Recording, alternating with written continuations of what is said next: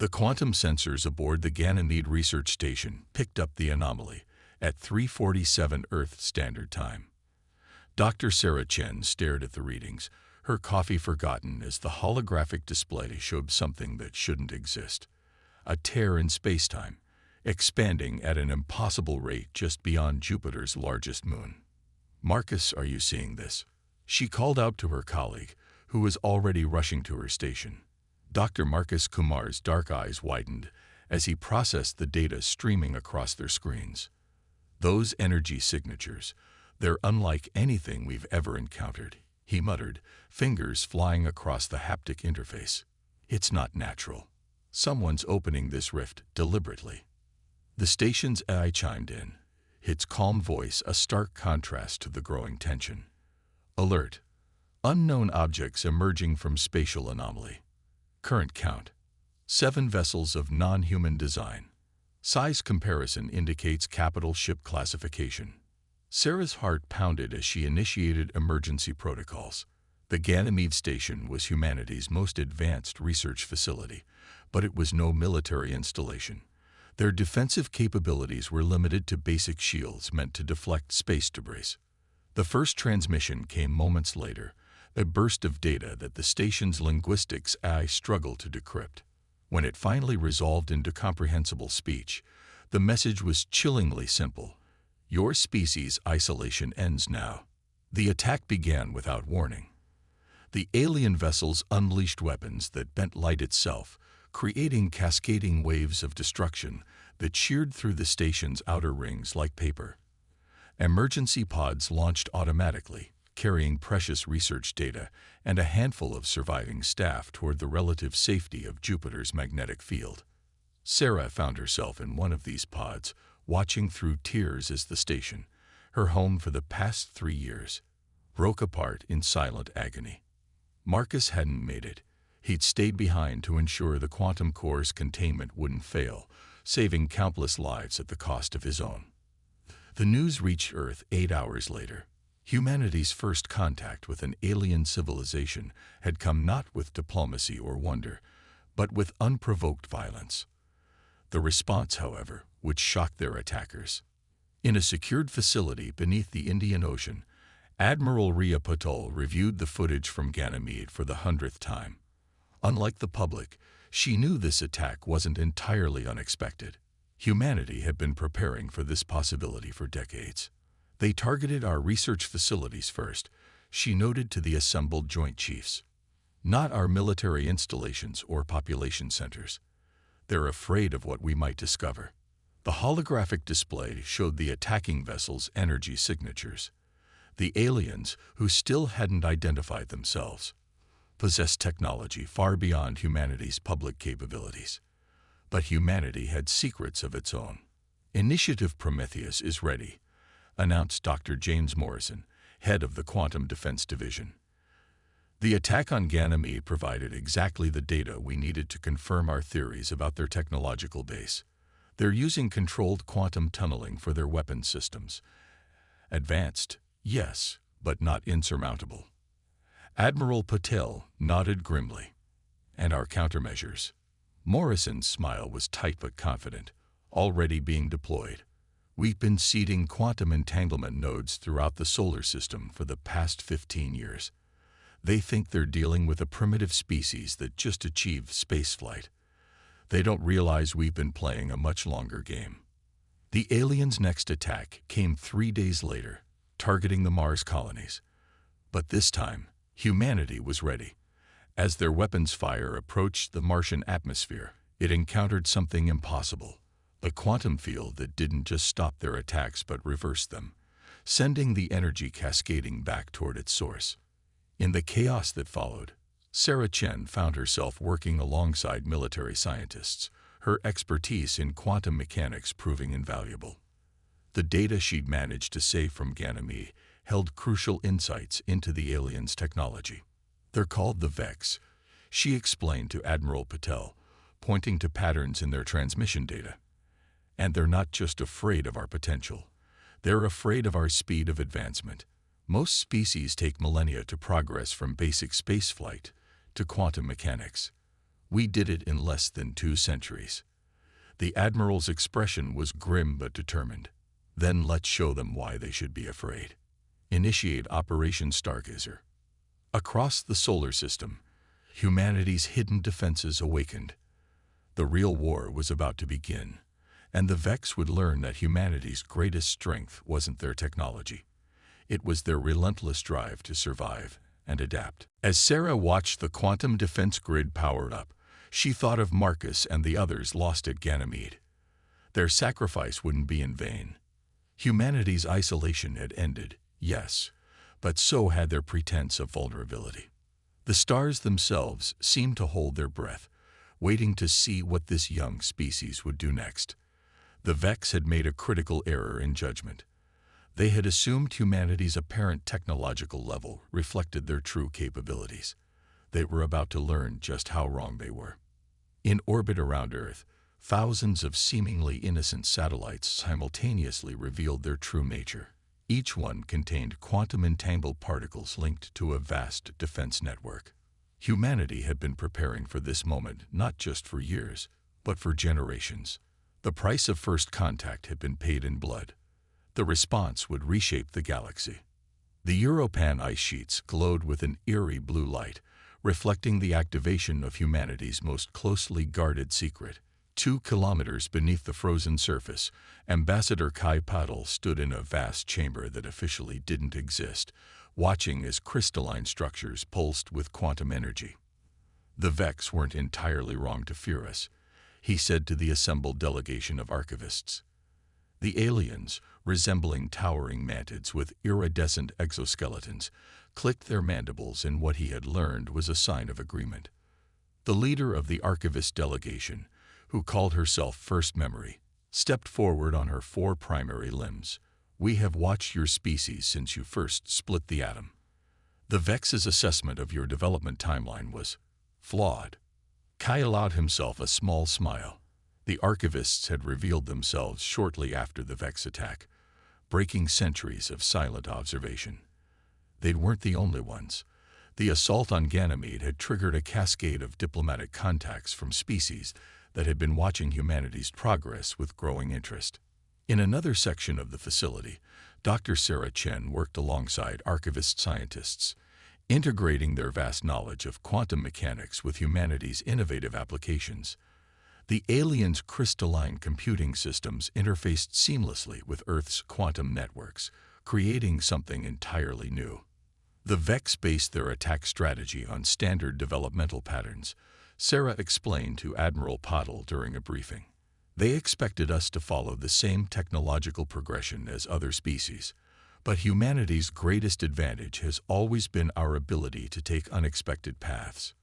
The Admiral nodded, studying the holographic display showing the deployment of Earth's hidden defenses. How long until the quantum shield network is fully operational? The integration with archivist technology has accelerated our timeline. We'll be ready before the Vex launch their next major offensive. Throughout the solar system, humanity's carefully concealed preparations were becoming visible. Asteroid mining operations revealed themselves as automated weapons platforms. Research outposts transformed into military strongholds. Even the civilian evacuation ships demonstrated capabilities that shocked their alien observers. In orbit around Saturn, the archivist vessel Heart of Memory witnessed one such demonstration. A Vex scout force, attempting to establish a beachhead near Titan, encountered what appeared to be a vulnerable refugee convoy. The resulting engagement lasted less than 3 minutes. Fascinating. First Memory transmitted to her superiors. The humans have developed quantum entanglement technology that allows their ships to appear to be in multiple locations simultaneously. The Vex targeting systems cannot establish reliable locks. But the hidden arsenal wasn't just technological. Humanity's greatest weapons had always been their adaptability and their ability to forge connections.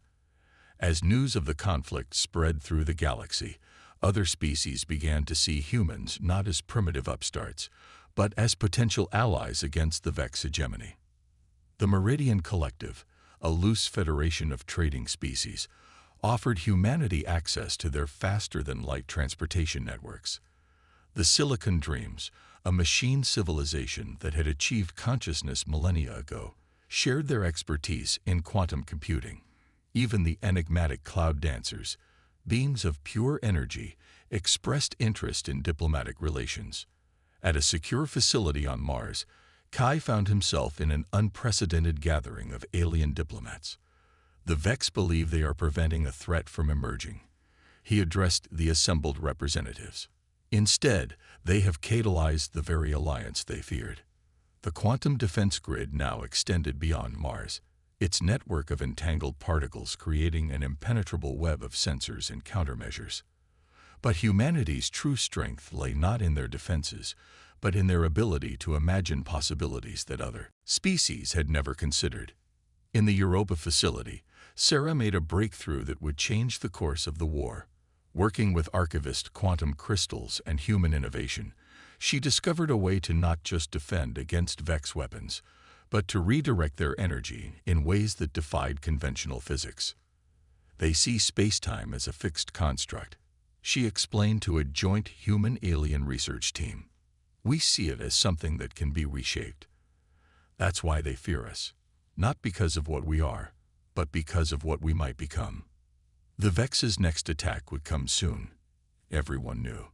But this time, humanity wouldn't stand alone. The hidden arsenal was ready, and it wasn't just weapons and shields. It was alliances, innovations, and ideas that no one had thought possible. As Kai watched the quantum displays showing friendly ships moving into defensive positions throughout the solar system, he remembered something his grandmother used to say.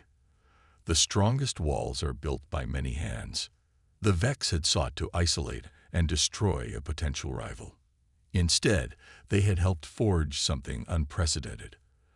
A coalition of species united not by fear or domination, but by the recognition that diversity and innovation were strengths, not weaknesses. The hidden arsenal was revealed, and the galaxy would never be the same. Operation Starbreak began not with a bang, but with silence. Throughout the solar system, quantum communications went dark. Defense platforms powered down. Shield grids flickered and died. To the approaching Vex armada, Earth's defenses appeared to have catastrophically failed. Admiral Rhea Patel stood in the command center beneath Olympus Mons, watching the enemy fleets approach. Around her, human and alien operators maintained absolute discipline despite the apparent system's failure. The Vex were about to learn an ancient lesson about humanity. Sometimes surrender is a strategy. All units confirm ready status, her XO reported. The quantum entanglement network might appear inactive, but it was humming with encrypted communications that the Vex couldn't detect. Every ship, every platform, every defensive position was synchronized through channels that existed outside normal spacetime. Dr. Sarah Chen's voice came through on a private channel. The quantum resonance field is stable. The archivists confirm their crystals are aligned with our network. We're ready. The Vex fleet moved with mathematical precision, their ships arranging themselves in complex geometric patterns that enhanced their quantum tunneling weapons. They had come prepared for a serious fight, bringing enough firepower to reduce every human settlement in the solar system to atoms. What they weren't prepared for was Operation Starbreak. The trap was sprung as soon as the Vex fleet crossed the orbit of Mars. Every seemingly dead defense platform suddenly pulsed with energy, not attacking the Vex ships directly, but creating a complex web of quantum fields that intersected with their formation patterns. Now we see if the theory holds, Sarah whispered, watching from her station in the Europa facility. The archivist's crystalline computing systems processed data at incredible speeds, feeding real-time adjustments to the quantum field network. The effect was instantaneous and devastating. The Vex's carefully maintained formation patterns, essential for their advanced weapon systems, began to distort. Ships that should have been in perfect alignment suddenly found themselves microscopically out of position, enough to disrupt their entire battle strategy. But this was just the beginning. From hidden bases throughout the asteroid belt, Earth's new hybrid fleet emerged. Ships designed by human engineers, and enhanced with technology from multiple alien species moved in ways that should have been impossible, their quantum drives allowing them to exist in multiple probabilistic states simultaneously. The Silicon Dreams were right. First memory observed from her position aboard the Archivist command ship. Human intuitive understanding of quantum mechanics allows them to conceive of applications we would never have considered. The Vex attempted to regroup, their ships releasing swarms of autonomous combat units. But these too fell victim to humanity's unconventional approach to warfare. Instead of trying to destroy the swarms, Earth's defenders simply altered probability fields around them, causing the vast majority to materialize in empty space, far from their targets. In the Mars Command Center, Admiral Patel watched as the battle unfolded according to plan. The Vex had expected a conventional defense, shields, weapons, perhaps some basic quantum technology. Instead, they faced an enemy that attacked the fundamental assumptions of how space combat should work.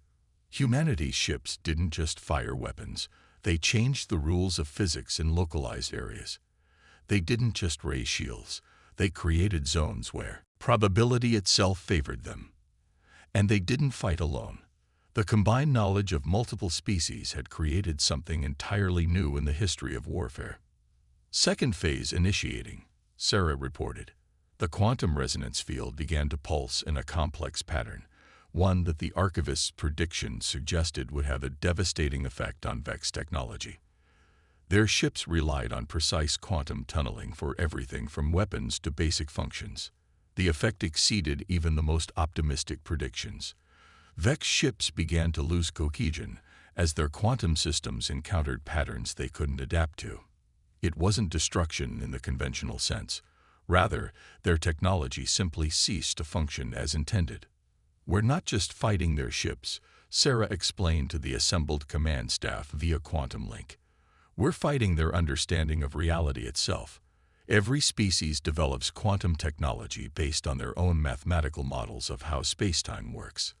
The Vex assumed their model was universal. We just proved them wrong. The Meridian Collective's faster-than-light corridors suddenly activated, allowing Earth's allies to arrive from across the galaxy. The Silicon Dreams' automated fleets emerged from subspace, their presence completing the entrapment of the Vex Armada. As the battle reached its climax, Admiral Patel sent a simple message to the Vex Command. Your understanding of humanity was fundamentally flawed. We don't just adapt to the rules. We change them. Surrender and help us build something new. Fight and learn just how creative we can be. The response came 18 minutes later. For the first time in their recorded history, a Vex fleet surrendered. Operation Starbreak had succeeded not through superior firepower, but through humanity's unique ability to imagine and implement solutions that other species considered impossible. As the quantum field stabilized and the cleanup began, Sarah looked out at the starfield visible from her lab on Europa. Humanity had not only survived its trial by fire, it had changed the very nature of interstellar warfare. The galaxy would never be quite the same again. In the depths of Europa's quantum research facility, Dr. Sarah Chen faced a decision that could reshape the fundamental nature of reality. The holographic display before her showed the results of Project Infinity, humanity's most ambitious and dangerous experiment yet. The surrendered Vex fleet had revealed an uncomfortable truth. There were more of them coming, and the next wave wouldn't underestimate humanity. The calculations are solid, she told the assembled leaders of the Human-Alien Coalition. We can use the quantum resonance patterns we discovered to affect not just local space-time, but the very fabric of reality across vast distances. The question isn't if we can do it, it's if we should. First Memory's crystalline form shimmered as she processed the implications. In all our millennia of observation, no species has ever attempted to manipulate quantum fields on this scale. The risks are incalculable. Admiral Patel studied the simulation data with intense focus. The success of Operation Starbreak had bought them time, but intelligence from multiple species confirmed that the main Vex Armada was mobilizing. They would arrive with technology specifically designed to counter humanity's demonstrated capabilities. "Show me the worst-case scenario," she commanded. Sarah's fingers danced across the quantum interface, and the simulation shifted. "If our calculations are off by even a fraction, we could create a cascade effect that would alter quantum probability fields across the entire solar system. Best case, it simply doesn't work. Worst case, we could change the fundamental constants that allow our reality to function." The Silicon Dream's representative, a shimmering matrix of light and information, contributed its own analysis. "Our predictive models suggest a 68.2% chance of success. The remaining probability space includes outcomes we cannot fully compute. The mathematics exceed our processing capabilities." Ambassador Kai Patel, who had been quietly observing, finally spoke. "We're not just fighting for survival anymore. We're fighting for the right to determine our own path of development. The Vex want to enforce their version of reality on the galaxy. Perhaps it's time to show them that reality is more flexible than they imagine." The decision was made. Project Infinity would proceed, but with a modification that only a human would have suggested. Instead of one massive quantum event, they would create thousands of smaller, interconnected manipulations, a web of reality-altering fields that could be adjusted in real time. The preparation took 3 weeks.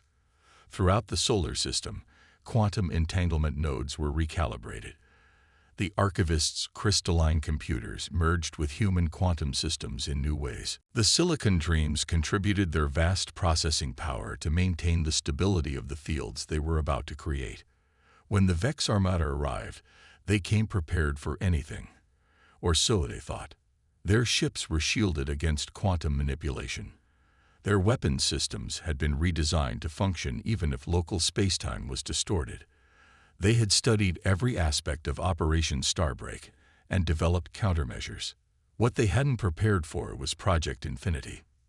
The attack began subtly. Across the solar system, quantum probability fields began to shift. At first, the changes were barely noticeable. Slight variations in how particles interacted, microscopic adjustments to the strength of fundamental forces. But these small changes built upon each other, creating a cascade of effects that the Vex couldn't have predicted. "Reality isn't just what we can measure," Sarah explained as she monitored the quantum network. "It's what we can imagine and make possible." The Vex built their civilization on the assumption that physical laws are fixed and unchangeable. We're showing them a different perspective. The effects were unprecedented. Vex weapons fired, but their energy dissipated into probability spaces that shouldn't have existed. Their shields held against direct attacks, but couldn't prevent their ships from existing in quantum states that made combat impossible. Space itself seemed to conspire against them, following rules that changed moment by moment. But the true power of Project Infinity wasn't in its destructive capability. As the quantum fields stabilized in their new configurations, something unexpected happened. The very communication systems the Vex used to coordinate their fleet became channels for transferring human ideas, emotions, and perspectives directly into their collective consciousness. This was never about defeating them, Kai realized as he watched the data streams. It was about making them understand us, making them see that there are different ways to perceive and interact with reality. The Vex fleet hung motionless in space, their rigid geometric formations breaking down as their fundamental understanding of reality was challenged not by weapons, but by ideas. The quantum fields weren't just changing local spacetime. They were changing how the Vex experienced and interpreted existence itself. First Memory's voice carried a note of awe. "You've created something beyond weapons or defenses. You've created a bridge between different ways of understanding the universe." In the Europa facility, Sarah watched as the quantum field stabilized into new patterns. The experiment had succeeded, but not in the way anyone had expected. They had set out to create a weapon, and instead created a means of profound communication and understanding. Admiral Patel's voice came through the quantum link. "The Vex fleet is standing down. All ships. They're requesting to talk." Not just the local fleet, their entire civilization wants to engage in dialogue. The quantum gambit had worked, not by destroying the enemy, but by showing them a universe larger and more wonderful than they had imagined. Humanity had defended itself not just with technology, but with its unique ability to imagine and create new possibilities. 1 year after Project Infinity, the Sol system had become something unprecedented in galactic history. The quantum fields that had once been weapons had evolved into a vast network of communication and cooperation, linking different species and civilizations in ways that transcended traditional boundaries of thought and existence. Dr. Sarah Chen stood in the newly constructed Harmony Chamber on Mars, watching as representatives from dozens of species, including the Vex, worked together to expand and refine the quantum network. The chamber itself was a testament to what was possible when different perspectives combined. Its architecture seamlessly blended human innovation, archivist crystalline technology, Vex geometric precision, and the flowing energy patterns of the cloud dancers. "We never imagined this outcome," she said to Ambassador Kai Patel, who was preparing for another round of negotiations with the galactic community. "We were ready for a war of extinction, but instead, we created a symphony," Kai finished, smiling as he watched a young Vex engineer working alongside human quantum physicists. The Vex, once determined to prevent humanity's rise, had become some of their most eager collaborators. Their rigid worldview had been transformed by exposure to human creativity and adaptability. Admiral Patel, now serving as Earth's representative to the newly formed Galactic Concordat, entered the chamber. The quantum fields rippled slightly with her presence, a side effect of humanity's continuing experiments with reality itself. The Meridian Collective just approved the expansion of the quantum network to their core worlds, she announced. The Silicon Dreams are integrating their entire computational matrix into the system. But it wasn't just the technology that had evolved. The quantum network had become a medium for sharing not just information, but experiences, perspectives, and ways of understanding reality itself. Through it, species that had once been separated by insurmountable barriers of biology and perception could truly comprehend each other. First Memory, who had become something of a bridge between the older galactic civilizations and humanity's new approaches, manifested her consciousness through the quantum field. "We have observed many species reach for the stars," her thoughts resonated through the network, "but none have done so quite like humanity. You didn't just adapt to the universe, you invited the universe to adapt with you." The remnants of the Ganymede Research Station had been transformed into a memorial and museum, preserving the moment when humanity's isolation had ended. But it was also a reminder of how far they had come. Where once there had been destruction, now there was creation. Where there had been fear, now there was understanding. Sarah's quantum research had continued, but in directions she never expected. Working with the Vex, she had discovered that the universe was far more flexible and interconnected than anyone had imagined. The quantum fields they had created weren't just changing local space-time. They were revealing fundamental truths about the nature of existence itself. "Every species brings its own music to the galaxy," she explained to a group of students from various civilizations. "The archivists preserve, the Silicon Dreams compute, the cloud dancers explore, the Vex organize. And humans, we imagine. We look at what is and see what could be. That's our note in the symphony." The Harmony Chamber hummed with energy as representatives from across the galaxy gathered for what had become known as the Convergence, a regular meeting where different species shared their discoveries and perspectives through the quantum network. It was more than diplomacy or scientific exchange. It was a continuous evolution of understanding. "We were so focused on defending ourselves," Admiral Patel reflected, watching the proceedings. "We never considered that our greatest strength wouldn't be our weapons or shields, but our ability to create connections where none existed before."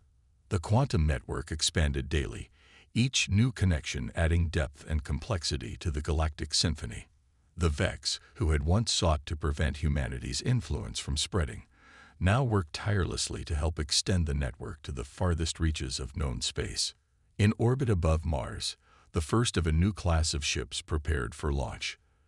They weren't warships or research vessels in the traditional sense, but something new, vessels designed to extend the quantum network into unexplored space, carrying with them the combined knowledge and perspectives of multiple civilizations. As Sarah watched the launch preparations through the quantum feed, she thought about how far they had come from those terrifying moments on Ganymede. "We thought we were preparing for war," she said to no one in particular, "but we were actually preparing to conduct a symphony. We just didn't know it yet."